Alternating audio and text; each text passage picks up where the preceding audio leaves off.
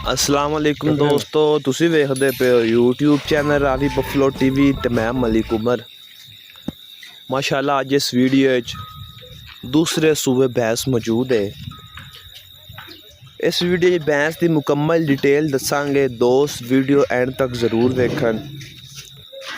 अगे बढ़न तो पहले जेडे दोस्त चैनल ते नए चैनल को सबसक्राइब कर लो ताकि आने वाले जानवरों की वीडियो तो हाथ तक बसानी पहुँचती रहे। माशाल्लाह बहुत ही खूबसूरत दूसरे सूबे चोटी है, बहुत ही नस्ली चोटी है, प्योर दरियाए रावी की चोटी है। दूसरा सूबा सूना 5 तो 6 दिन सूण च लेंदी है, तैयार चोटी है। माशाल्लाह बहुत ही खूबसूरत थान लगा है चोटी नू। माशाल्लाह चोटी का पुट्ठा चेक करो, चोटी की वेल चेक करो। माशाल्लाह निक्की निक्की सिंगी।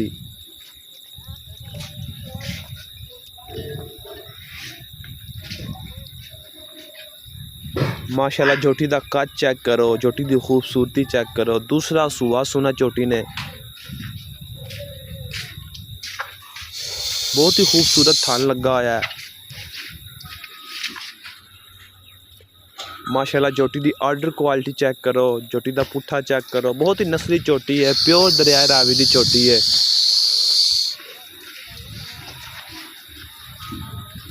जेडे दोस्त चैनल ते पहली बार आए ने चैनल को सबसक्राइब कर लो ताकि आने वाले जानवरों की वीडियो तो हाडे तक बसानी पहुँचती रहे। दोस्त वीडियो शेयर ज़रूर की करो ताकि दोस्तों तक पहुँच सके। माशाल्लाह बहुत ही खूबसूरत थान लगा होया, 5 तो 6 दिन सूण च लेंदी है, प्योर दरियाए रावी की चोटी है। अगर किसी दोस्त को चोटी पसंद होवे रबता कर सकता है। रबता नंबर 0309 1999 787। ये चोटी मलक डेयरी फार्म शहर सैयदवाला तहसील जिला ननकाना साहब मौजूद है।